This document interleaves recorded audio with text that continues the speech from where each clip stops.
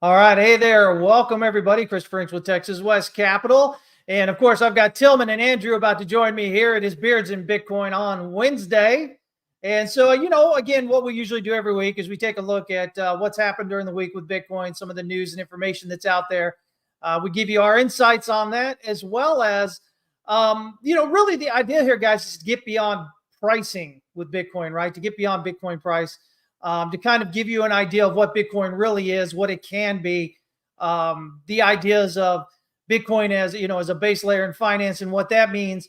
And that way, hopefully you can get a better understanding of Bitcoin and, profit from it, right? So let me go ahead and bring them up here as a matter of fact. Let me bring these guys up here. I've got, Tillman and Andrew here. What's going on, guys? Hey, man. Hey, so first thing I guess we'll just talk about real quick here is BLS revision. Employment numbers came out today. And people are acting really surprised. It's kind of like everybody became revision experts in the last 2 days once they found out there was such a thing.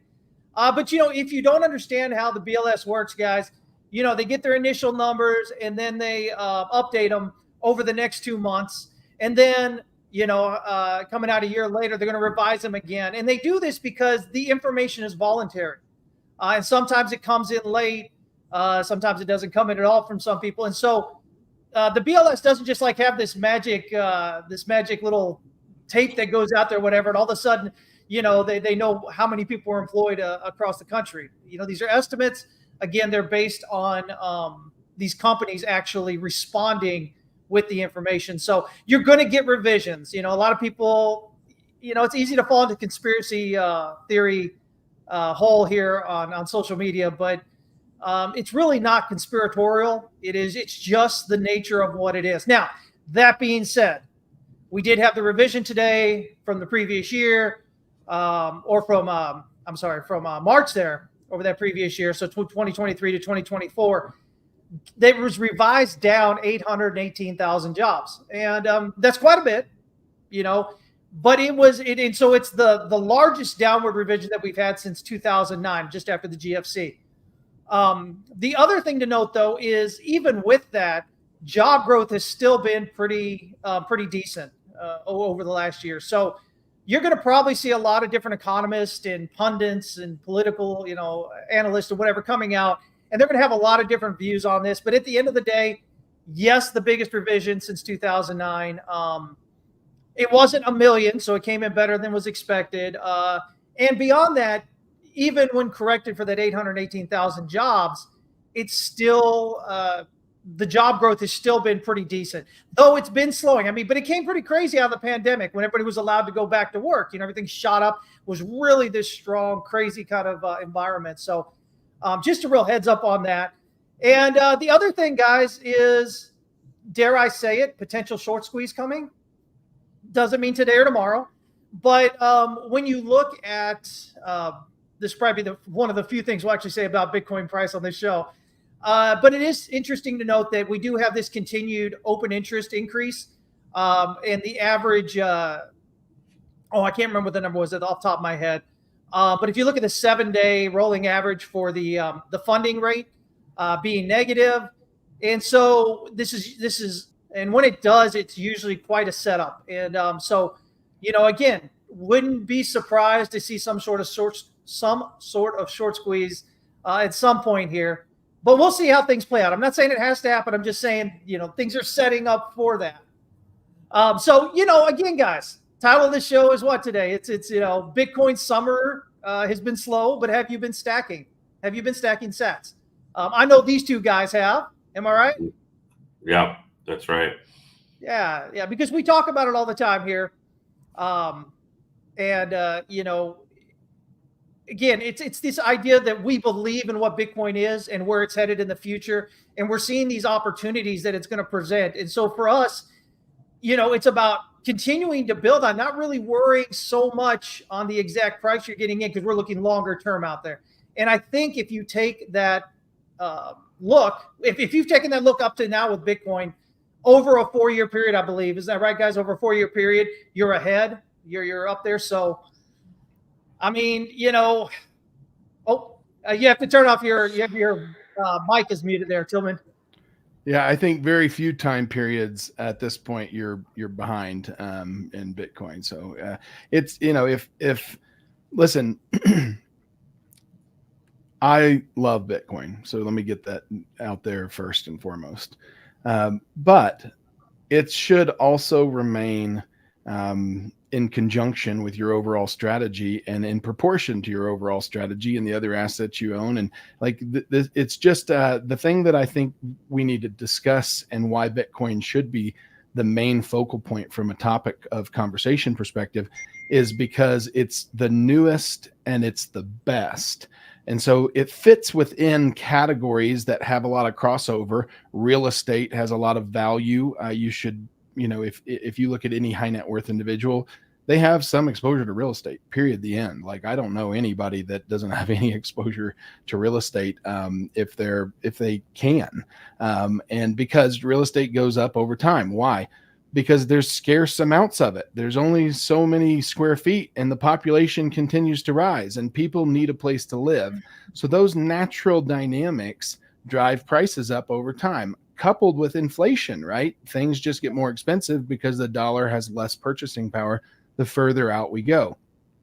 So if you just look at that as a comparison, Bitcoin has a lot of those same qualities, but it also has additional qualities to it that real estate doesn't have, right? Immediate liquidity, immediate fungibility. You can move it anywhere you want, anytime you want. Sovereignty. You don't have to pay an ongoing property tax to hold Bitcoin like you do with real estate. So to me, it's more about this educational process for people who don't understand what crypto is and what specifically Bitcoin is, and getting into the nitty gritty so that they, I think we've talked about this 100 times on the show, but what's most valuable to the Bitcoin network? Well, it's high net worth individuals putting a portion of their net worth into the asset class. That's what will move the needle, because that's what drives institution and that's what drives politicians and that's what makes the world go round. So, if we just look at it like that, the conversation continues to get more and more sophisticated with more and more sophisticated people. It's boring in the sense that the price action isn't going crazy, but we've also made the claim, and I make the premise all the time, that I don't think price action is going to go crazy going forward, both to the downside or the upside. I think when you see any curve, a power law included, the curve starts to flatten at the top. And so when you reach a point in time where the base layer crypto asset, being Bitcoin, is now being used as a derivative origination, mechanism, we are at the sophistication of any other asset class on the earth. And if you look at the last 2 weeks of turmoil, if you look at like the NASDAQ biggest drop in the history, Bitcoin didn't have the biggest drop in its history. It didn't even have close to the biggest drop in its history, right? So it may look boring, but if you have Bitcoin, you're going, holy smokes, we've finally made it into the club. Like, we've been legitimized. And so it's an exciting time, I think that. And so to your point, stacking sats, if you don't have exposure to Bitcoin, ask yourself why. And if you can't answer that question, and if you can't really put your finger on, why you're avoiding it, then it may just be fear of the unknown. And that's why this show exists and all the other shows exist, is so you can try to get your arms around what this technology really is. Yeah, exactly. I think it's a good thing. I think when you're out there, even if you do have some Bitcoin, even if you're exposed to it, definitely ask yourself, make sure you understand why you are. And I think that's a really important thing, not just with Bitcoin, but with anything, that you're trying to find some financial exposure for in your portfolio.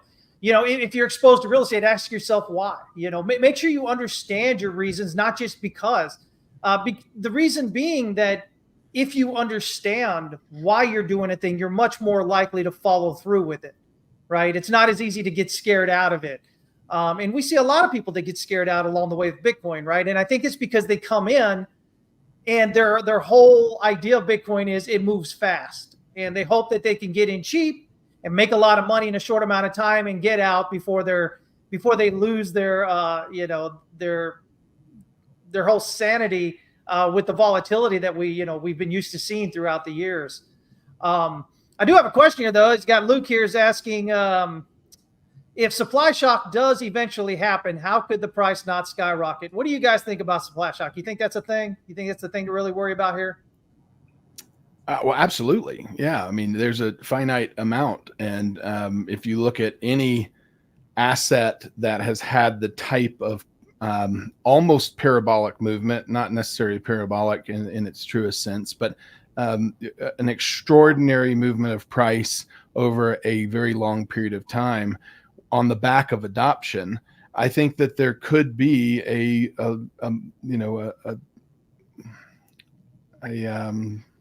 explosive point, some trigger in the future that forces everyone to see Bitcoin at once, or a large portion of the population on the earth to recognize it at once. If you have that happen, no different than the ETFs coming online, you're going to have this surge of buying pressure that's going to overwhelm the supply. Now, you have a lot of old school Bitcoiners that are still holding huge positions that probably would start to liquidate at that point to some degree. Yeah. But absolutely, there's a supply shock thesis here that makes sense to me. Just the question is when and what will force that. Yeah. And I think, again, guys, pay attention to what Tillman's saying there. There is going to be selling. I mean, again, price doesn't just go up without any selling, right? There's always somebody out there that's got a price at some level. And, the closer we're getting to something like 100,000, I think the stronger you might see the selling coming in. Well, you'll stop seeing selling when humans stop having pride, because selling comes from humans going, I'm smarter than everyone else. This is the time to get out. And, that's going to happen. That's human nature. I wouldn't bet against that. Yeah, definitely. So don't, I guess what we're saying here, guys, is don't expect us to jump from 70,000 to 200,000 in a week or something. There is going to be selling along the way, guys. Because again, some people have been holding from, $1,000, $100, $50, and you hit $100,000 and all of a sudden, I mean, that's generational, change right there. That's not just change for you, that's change for your kids kind of thing. And so, we would definitely expect people to be coming out, in their selling with that. But overall, price should, ultimately continue higher as overall demand continues to outstrip that supply. Again, we talk about how boring the summer price action basically has been. But as Andrew likes to point out, ETFs continue to be the story. They continue to be the narrative right now for Bitcoin. Isn't that right? Yeah, there's you can talk about who would sell, who's going to sell. Yeah, they're selling every day, first of all. It's just the law of efficient markets. But at the same time, we have a new demand wall, and it's the reason why you haven't seen a 50%, 55%, leg down in Bitcoin's price as you have seen in all the previous cycles after the halving. I mean, it's like clockwork. The previous three halvings, you got serious downturns, 50 to 80% price reductions across the board within a 90 to 180 day time frame after the halving. That has nothing near that has happened during this cycle. And the reason why is because the buy pressure. Think about it this way, whatever you think the velocity of selling that would occur if we were to hit 100,000 3 weeks from now, well, I would imagine that the amount of selling wouldn't equal Mt. Gox, Germany, Silk Road, Grayscale GBTC. There has been $20 billion of Bitcoin that has been liquidated from Grayscale's GBTC product in the last 8 months. $20 billion. So, I don't think, there's certainly not going to be a 2 week God candle like narrative where we go from, where we are now to 150K.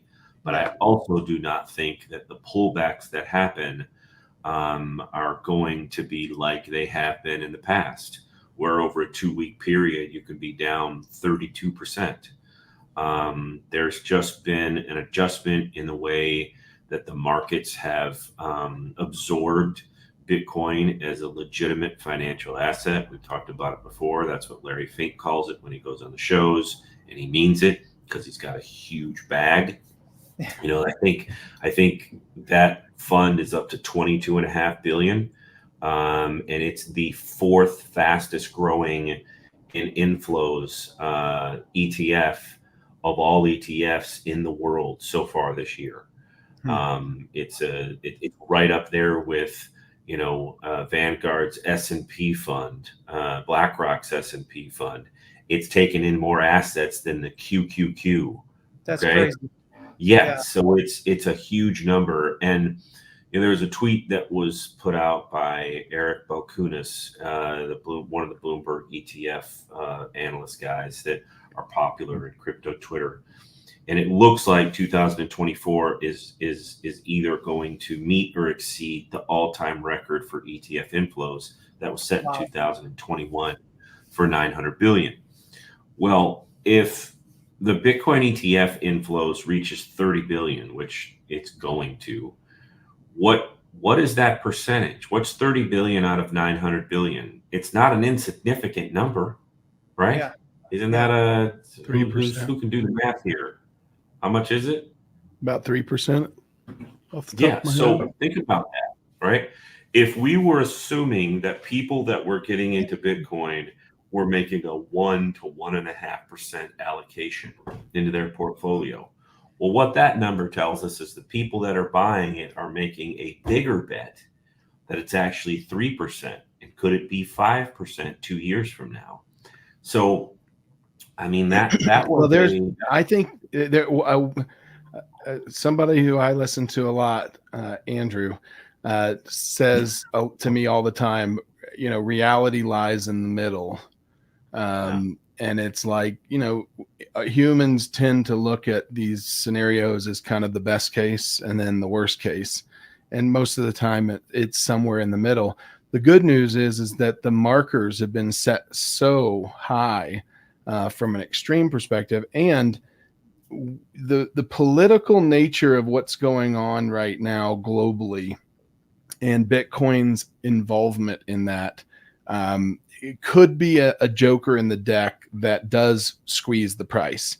From a math guy perspective, I would agree with Andrew that if you ask me my opinion, that the price is not going to shoot up God candle to 150. But I do think some point in Bitcoin's future, there will be the proverbial God candle. And it will be because innovation drove it naturally to that point. And what do I mean by that? Well, it's like if you own an oil and gas field and you're producing 10 barrels a day in oil, and you wait long enough, someone knocks on your door and says, hey, instead of just drilling a hole straight down and dipping the straw in the lake, let's drill down and then let's go horizontal with the well and let's frack all the way down horizontally and let's open up 50 different hole bits and start pulling down the whole formation. And you can take that well and make it infinitely more valuable because the oil's down there, right? The liquidity that Bitcoin can draw is out there. There's trillions of it out there. The question is what draws it in? And there will be a time, no different. Here's a kind of a cheesy analogy, but it'll get the point across. If tomorrow Elon Musk came out with a flying car and each flying car required 2 ounces of gold to produce it, what would happen to the price of gold? Well, we all know what would happen to the price of gold. the very same type of innovative technologies and innovative financial products are being created on the back of Bitcoin right now. So when one of those things happens, there is no excess supply. Like, you can't go produce more gold. You can, but it's going to be proportionate to the cost, no different than Bitcoin. It's a ratio, right? You're spending the same amount of dollars to produce the same amount of gold.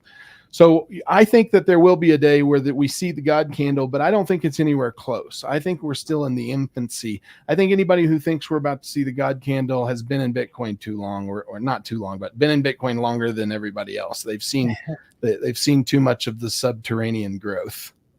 And at the same time, though, is that the value associated with not having the anti-God candle go the opposite way. Correct. There's just tremendous value in that. For example, when we have conversations with customers and at our firm, Arch Public, we just had a video that one of our customers did as a customer review for us. It's 3.5, 4 minutes long. And really the kind of the real ethos of the video is, I'd rather extract value from the market with their algorithms as opposed to being in the market all the time and the potential risk of being in the market all the time. So being out of the market and in cash every night is something that I really, really value. And I've been in the market for 4 months with Arch Public. I've made 25% on my money, and there's only been 7 trades that have been taken by my algorithm, right? It's kind of the same concept with Bitcoin as it sits at 59.60. Everybody wants to kind of complain. I saw a really hilarious tweet because crypto Twitter never disappoints. Some guy that says, woke up again this morning to 59K for the 800th time. And it was a picture of one of the first guys that was on the show 90 Day Fiance or something. It was the guy that has the huge neck, and it just an absolute bowling ball of a human being. He's got the long hair, right? Just of him sitting in bed. He just looks terrible, right? And I literally laughed out loud. But there's value in not going down, right? Yeah. So we'll have customers. A customer today, nothing. Haven't traded in a while, and are we still good here? And I'm like, look, what hasn't happened in your account in the last 2 weeks? You haven't lost any money, none, zero. You haven't gone backwards. There's value in that, and especially 3 weeks ago when the yen carry trade was blowing up the Nasdaq for a week. Our S&P Dow algo, they didn't move, right? There's value in 0.0 when you're up against -9%. Yeah. So people need to continue to understand the value of Bitcoin as an asset, not just a number go up mechanism, and see it as an asset that can be a quote unquote safe haven if you position in your mind the right way, because it is maturing as it relates to its price movement. And what it does or does not react to. And Tillman made a great point earlier. Bitcoin did not react from a percentage standpoint the way that the Nasdaq did with the whole yen carry trade thing. It didn't. There was movement, but it didn't respond in kind, or worse. It used to be that Bitcoin would go down worse when the market was really nasty. Yeah. And that has flipped itself. That has flipped itself. And so people have to, the smartest people will realize there's been an adjustment to how Bitcoin responds to exterior stimulus in the markets. And there's real value to that. Price up, yes, great. I've said a bunch of times that I think by the end of the year, Bitcoin will be at 80K. Whenever I post that, half the people tell me I'm bearish. Why are you so bearish? Why are you so bearish? I'm like, are you guys crazy? That's a significant move. That's a 35-40% move. But it's the marriage of traditional finance and crypto, and that's what we've been waiting on, right? I mean, and what's fascinating to me about the age that we live in is I would make the argument that Bitcoin is moving to becoming more stable. And I would make the argument that traditional assets, because of the hyperinflation that we are destined to see, are also moving towards the same median of volatility. So they're becoming more similar in their risks, risk to carry. That's a unique thing. That's something to pay attention to. That means we've been adopted again into the basket of financial products that really are the backbone of our economy, right? The things that are the levers and the pulleys that are used to control interest rates and control, what our GDP looks like. So it's really it's a maturing unlike anything I would have thought. I think that's what's moving at hyperbolic speed is the adoption. Bitcoin conference is the marker for me. We've seen the speaker list every year, and this year we didn't just take a couple of steps forward. We jumped to the 50-yard line, in my opinion. Only time will tell what the next 24 months will do. Yeah, I mean, that's a great point. There's a world a year, 2 years from now where not as just it's not just one head of a party like Donald Trump.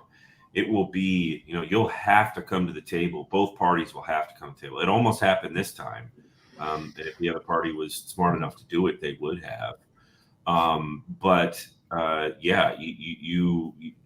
You're going to have both parties that will make an appearance. If they moderate themselves to some degree, but they're going to have to come. It's going to be the kind of voting block that is important to be engaged with. Well, the next generation is embedded.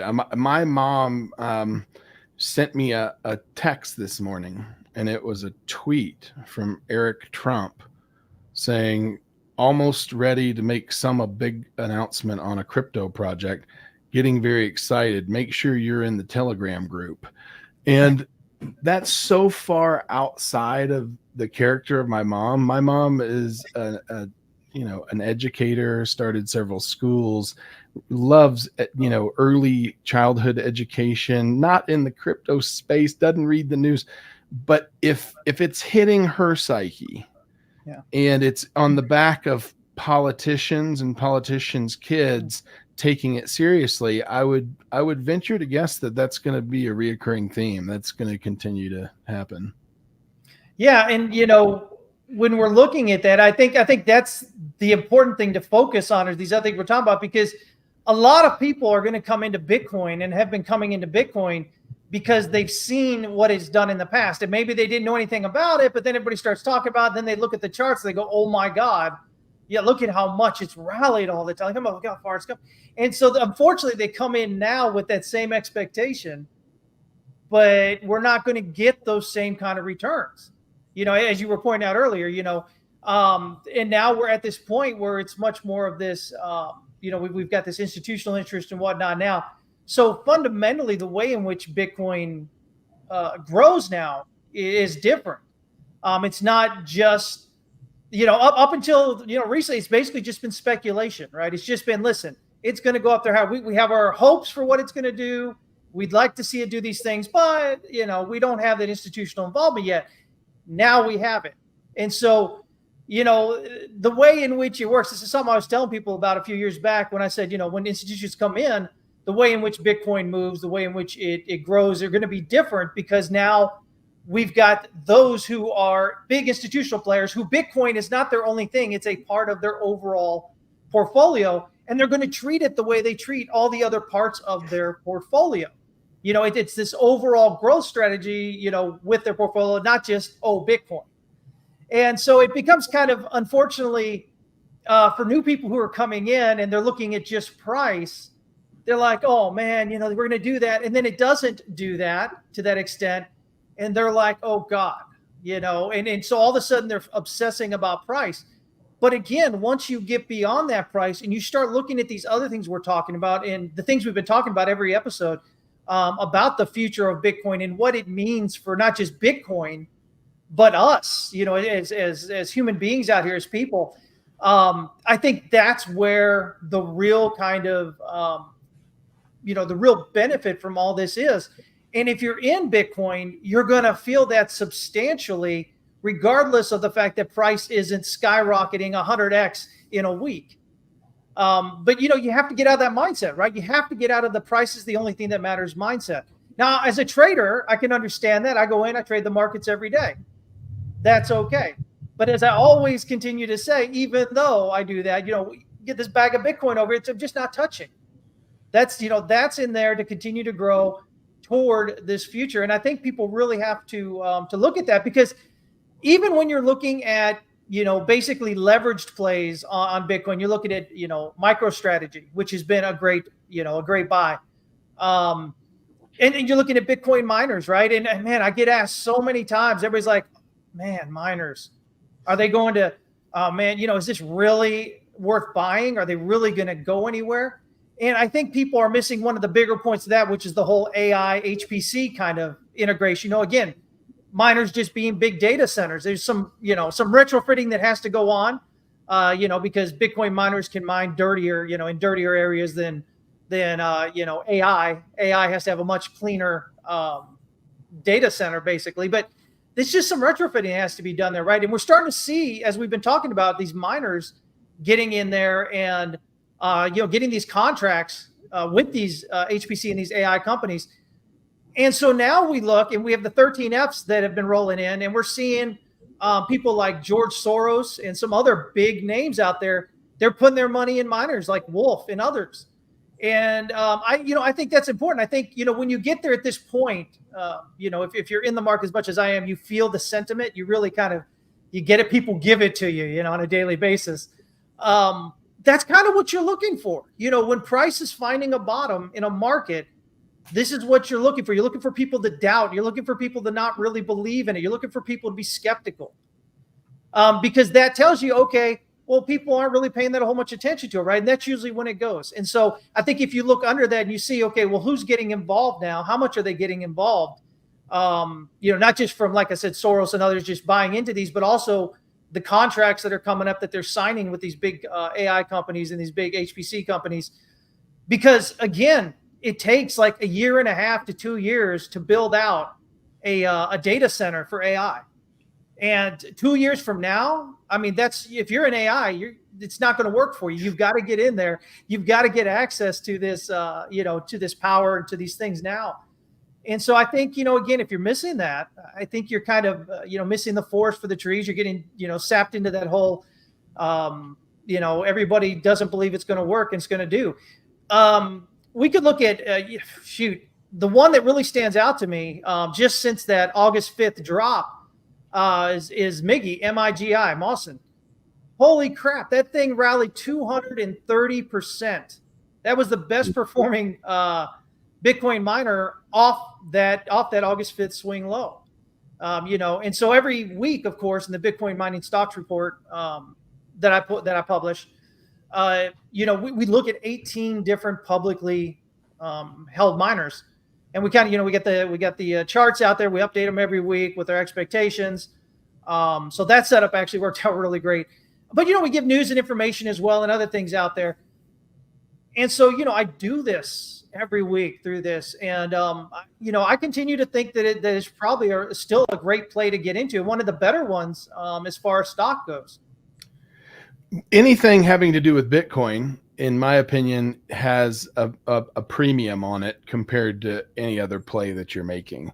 That's just the way I look at it. And so do mining stocks have a play right now? Absolutely. I think the secret sauce is going to be the most important variable. And what I mean by that is the people who run these mining companies, how they can respond to various market conditions and the changing of those market conditions, how flexible their models are, how ingenious they are in creating new revenue streams through the AI model. All of those things are going to be management bets in my estimation. That's my opinion.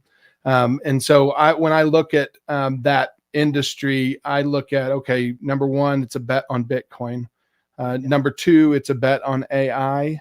And then number 3, it's a bet on the management team that's harnessing the opportunities that are attached to both of those industries. And so, do I think they have a play? Heck yeah, I think they have a play. I think that you've seen that in the response of the market. And I know a lot of people that have been exposed. They play the mining stocks and they don't own any Bitcoin. Now, riddle me that. I mean, that's so yeah. Yeah, and like we were discussing here just prior to the show, the miners right now are taking a hit. Right, they're underwater right now. We've been going sideways. Well, they are on the production. On the production, right. Yeah, but that's not the whole picture. That's right. What I mean by the intangibles that are beyond the production value are what's going to make and break those mining stocks. Yeah, exactly. And so we're going to see some of them continue to consolidate. We're going to see some of them going out of business, getting bought up, and I mean, this is just life, guys. This is, if you're out there worried about Bitcoin mining in general, just because of this is what happens, right? When you're making less money, you have to, you got to either find some way to infuse cash into your business, or you get taken over. You go out of business. I think it was Swan Mining that we saw recently went out of business. Their mining side of it, which ended up messing up a couple other things I guess they were looking to do as well. But because they were a lower producer, and the larger you are as a company, the more you can rely on those on the scaling, right? And so, it allows you to get a lower cost for your production. And so that's why we'll see, even with the big miners that are maybe getting a little bumped right now on that production side of it, they're so large and they have access to, debt financing, stuff like that coming out. And so, that's going to put them in a better position overall. There is no version, especially in the Bitcoin mining space, where you can get a little bit pregnant anymore. That can't happen. Yeah. You either dip a toe in by running your own miner at home because you want the experience and to understand the process of mining Bitcoin and what it means and the value of it, all of those things. It's an educational experience. Or your hundreds of millions of dollars in investment into building out a mining facility that at some point in the halving cycle can be wildly profitable. That's it. There's no middle ground. Yeah. And I would add an analogy, like, if you look at the epoch that we're in and the halving that happens, if you as the mining company haven't gone through that, you're going to be taught lessons going through it. I promise you. I've gone through it as a miner. And they're lessons that come out of nowhere that no one tells you about, that there's no manual to read on. And you're going, oh man, I've got X number of units that have a production value of X and a cost of Y, and Y is greater than X. What do I do with all this heavy equipment? What do I do with my contracts to pay power? And so that's what I'm saying. The management team, if they've gone through that, and I don't want to name specific ones, but there's a few of them that were born in the early ages of Bitcoin mining and have naturally grown to be a publicly traded large size. I trust those a lot more because they've been taught the hard lessons and have been able to remain in business through those. And once you've made it to the other side, you have such an advantage on everyone who hasn't done that it's, you're going to reap the rewards of that in great folds. And I'll give you a good example of that on the Gemini front. And me and Andrew both think the world of the Winklevoss twins, Gemini as a brand. And if you look at what they've been able to do for their customers, now it wasn't easy. It took a lot longer than probably they and everybody else thought it was going to take, but it was done exceptionally well. So what do they look like now on the back end of surviving the FTX debacle, surviving the crash, surviving all of these events. Well, I would argue that they have more knowledge and more intellectual value as it pertains to going through those cycles than anyone that comes on the scene, before they've gone through that.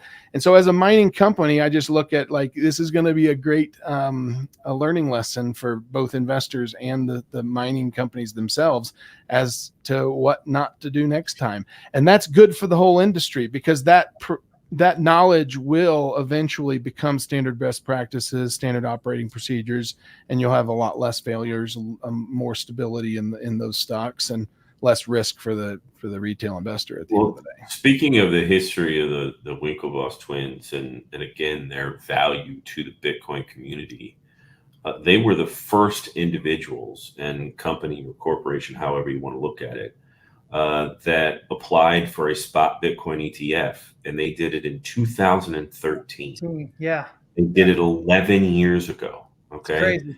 so, talk about trailblazers, right?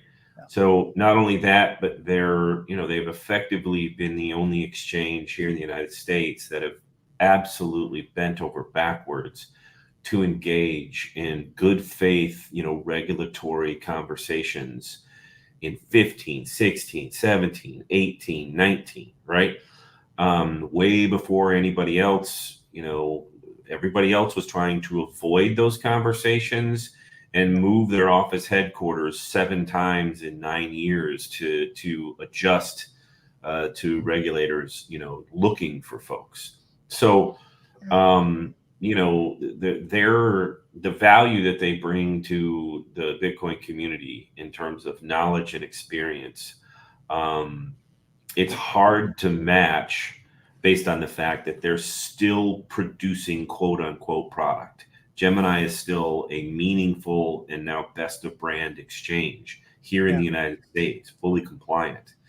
There are other, old school guys that were there when the Winklevoss twins were there working alongside them, the Eric Voorheeses of the world, the Charlie Schrems of the world. Charlie Shrem is largely out of the industry now, owns a ton of Bitcoin, but he's not working on any projects. Eric is working on real projects. His own exchange, as well as some other things that he's doing in the AI space. He's a great mouthpiece and a guy for Bitcoin. But again, that's a small percentage of what those guys are committed to and the brands that they've stood up. Giving in-kind Bitcoin contributions to Donald Trump, $1 million a piece. Being somebody that's out in front, and a Bitcoin only organization like Peter McCormick's soccer club overseas, being the lead sponsor there and investing, I think, $5 or $7 million in the growth of that brand and what they're doing, right? Again, making that investment in Bitcoin, not in dollars, in Bitcoin, facilitating the fact that that club pays people in Bitcoin, and their balance sheet is Bitcoin. It's Bitcoin only.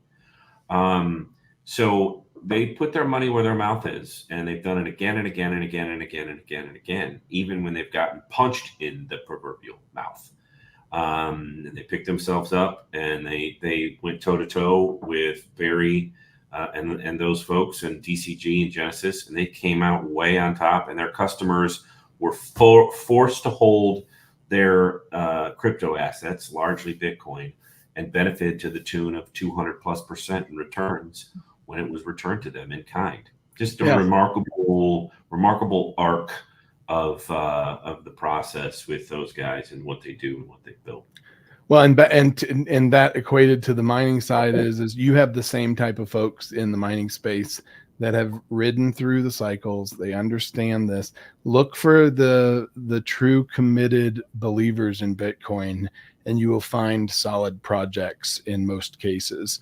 If you are looking for the new kid on the block that may even have more money, more sizzle, better marketing, all of those things, I can just tell you that there's so much knowledge to garner in this space. Nobody can do it in the short.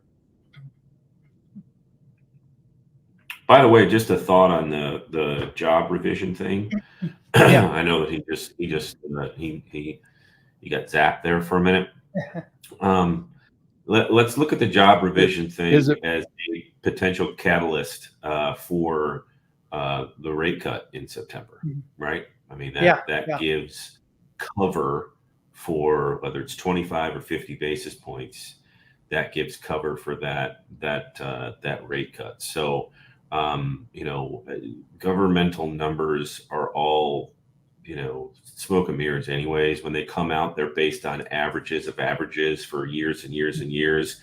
It's not that they've made 900,000 phone calls to 900,000 businesses and said, give me your head count for the month. That's not how that works.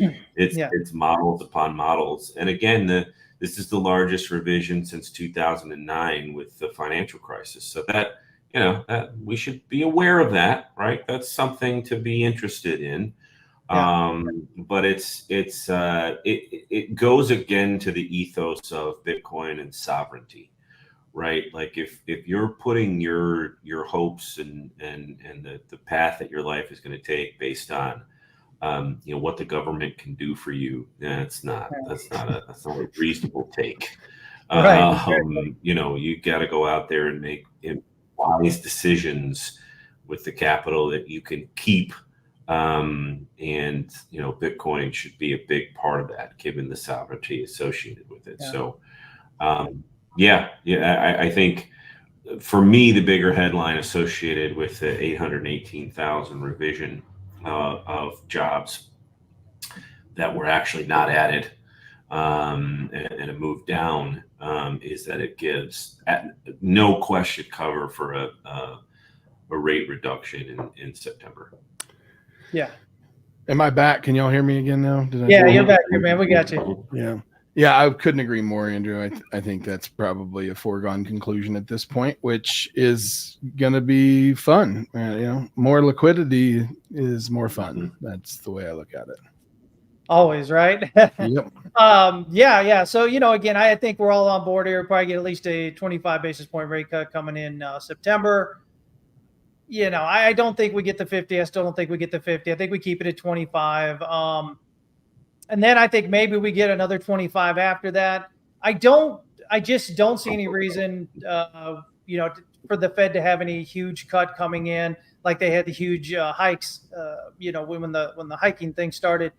I think, again, overall, other than the 818,000 revision, which again still leaves decent growth. The growth was still pretty good, albeit moderating from the crazy overheated growth that we had right after the pandemic when everybody could finally go back to work.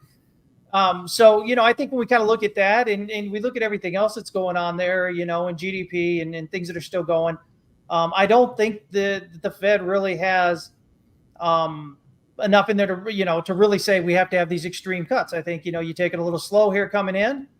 And if things change, well, then you can change. But for me, I think it's 25 basis points coming in September. And then I think there's a good chance we may get another 25 basis points before the end of the year. But that's about where I'm sitting right now. Mm-hmm. Yeah, I agree. And Bitcoin's a great asset to hold when you're in, rate reduction mode. No question about it. I mean, there's no question about that. Well, and the crazy thing, if we think about Bitcoin, is that it has reached the levels it has while we've been in that secular bull market, right? I mean, Bitcoin was born out of the GFC, right? It came in after that was over and we were down the bottom coming up. And so, when I look at that and we look at liquidity potentially coming in and whatnot, it's hard to be really bearish on Bitcoin overall. Because if we can do this in a bull run, imagine what we could do, with again, more liquidity coming in, and things cooling off. And so I think, again, I continue to think Bitcoin's a great place to be. I'm not saying go out there and put everything you have in it. This is the one thing you guys have to understand.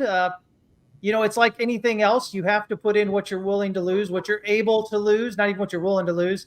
Because some people are going to go put in their ring and go, man, I'm willing to lose that until they lose it. And then they go, oh, crap.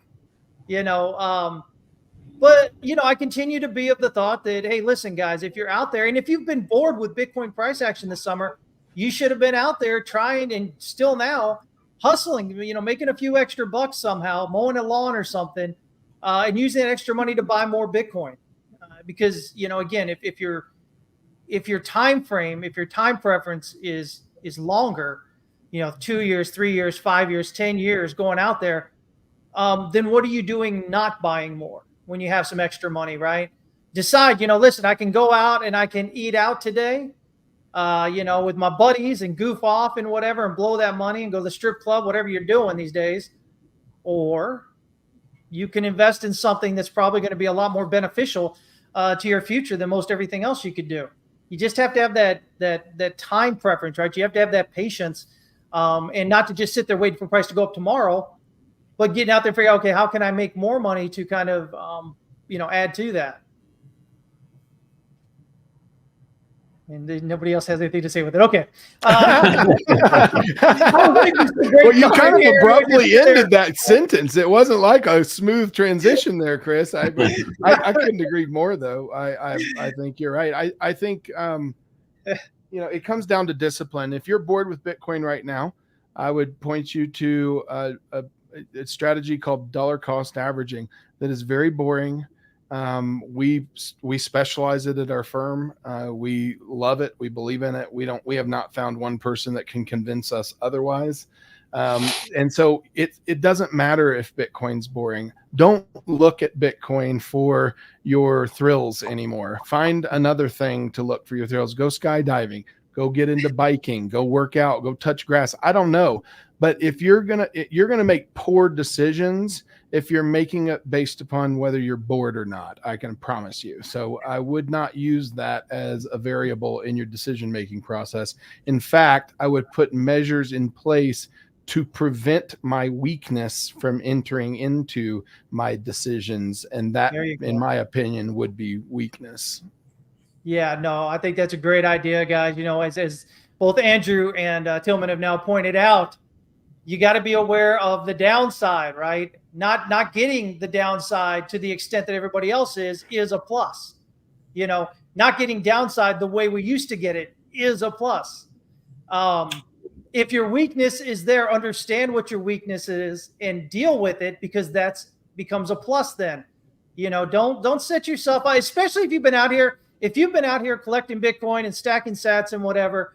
Don't allow your emotions and your boredom and whatever to trip you out of your bag that you have there. Because you're gonna end up regretting it at some point. And I think it's probably one of the worst things we do in life is regret, right? Having to deal with, admitting that we screwed up along the way, and we look at how much further ahead we could have been at that point than what we were if we had just not done that thing we did. So well, and you mentioned earlier, Chris, that like you have a bag that you don't touch, and then if you want to play, you've got a smaller bag that doesn't mean anything if you lose it. That's being self-aware. That's knowing who you are as a person and knowing that you need to have a bag that is just for fun and it is just for the thrills. And if you understand that life is about that, then you can hedge against yourself and you can make allowances for yourself, but you're not going to expose, like, again, back to what Andrew always says, it's somewhere in the middle. You can't say, oh, I love Bitcoin and then put 90% of your net worth in it, or, oh, I hate Bitcoin, I'm not going to own any of it. Be prudent, be a prudent person and start looking at it as a way. I look at it as a diversified savings account. It doesn't mean I'm not saving dollars, but it does mean I'm saving both. It's an and both scenario.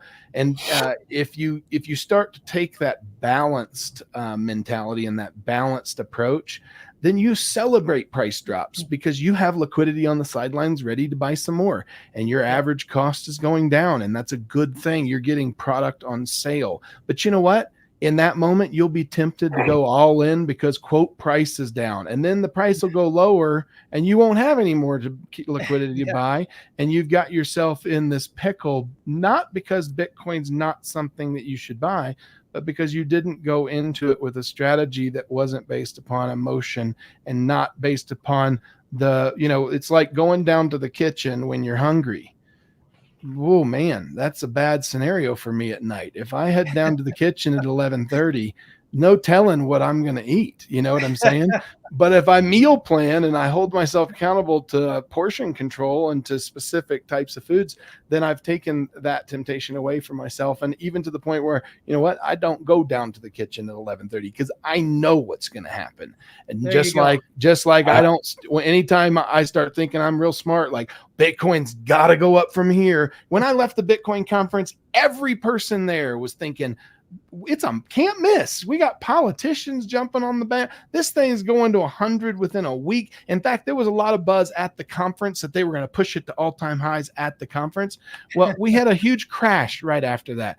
The market makes fools out of all of us. Yep. Yeah. I do have a really important prediction for this particular podcast and these two gentlemen that are on the podcast with me. September 14th is right around 3 weeks away. And I just wanted to say that my prediction for Saturday, September 14th, between Michigan and Texas, I predict pain for the Longhorns. Okay? I am predicting pain. Yeah. I predict that right before that game, you guys get the death penalty as a university like SMU did for all the cheating y'all been doing. Yeah, they suspended Harbaugh in the NFL because of hamburgers. And Listen, NCAA I can't. Great job, listen, man. it's gonna Good make work. it even sweeter when we beat a bunch of cheaters like y'all. So it's gonna be good. Yeah. Well, there you go, guys. If you were looking for your sports predictions, there you go. There you go. All right. And if you're wanting to see us face to face under those sports conditions, we're trying to put together a Texas-Florida shindig in Austin when they meet up in Austin this year. So, Chris, you're going to have to come out there, and if any of the viewers want to come meet us, we'll most likely be out there. It's not set in stone yet. Yeah, we're going to have a group. Yeah, we're going to have a group of folks out there. Chris, we want you guys to be there. Anybody else can come too. We're probably gonna have a little bit of a shindig out there. So yeah, I don't know what the date is. Is that early November? Is that right? Yeah, it's like November the 9th, if I remember correctly. Well, Andrew Satz here. He's from Austin. He says Andrew is spreading fun. Laugh aloud, hook 'em horns. So there you go. Yeah. Hook 'em horns. That's right. Longhorn Nation won't let me down. Michigan, when did y'all start playing football? Like 2 weeks ago, 3 weeks ago? Yeah, we're only the most winningest program in the history of college football. That's okay. You know, Listen, and the defending national champs. It is what it is. You know? I don't want to hear it. Okay. All the talent comes from Texas and everybody knows it. Vince Young Jr. is going to be our quarterback this year. Oh man, these guys. All right, listen, if you guys want to learn more about Arch Public or Texas West Capital, the links are below the video here on YouTube. By the way, make sure you're following us at TX West Capital there on Twitter, Texas OL 61 and AP_abacus. Look at it. I got it right. Spit it just out. Only take 30 times and we've nailed Practice makes perfect, guys. I'm telling you. Anyway, as always, guys, we'll be back next Wednesday talking about the week's news and information. And, we'll be talking about how Bitcoin is $80,000 next week. Probably not, guys. Yeah. Probably not. Well, honestly, I don't want to interrupt your closeout, but I'll tell you this. I thought Andrew was about to make a price prediction on that date. I was waiting for it. I was going, oh, man, where is he going? He's headed into the swamp here. Oh, man. So that's it, guys. Hey, listen, if y'all love us, if you like what we're doing here, if you get information and entertainment and all the great things we're trying to do with y'all here, do me a favor, share the link. Hit the thumbs up, hit the like, follow us, follow the channel, subscribe to the channel, all that fun stuff. So more people can know about it and hopefully, get beyond just the pricing of Bitcoin, which is what I usually spend the week talking about, and talk about the deeper, more meaningful things, I think, overall, as far as Bitcoin goes. As always, Tillman, Andrew, thank you guys so much for joining me. Looking forward to next week. I hope you guys have a great week. You too, everybody else, of course, trade safe out there. Remember, it's all about risk management, no matter what you're doing, guys, whether it's in trading and in life. Okay. You got to take risks to excel, to go forward, but you have to be able to manage those risks appropriately. Otherwise, you're just doing dumb stuff and you're going to end up getting smacked for it. Okay.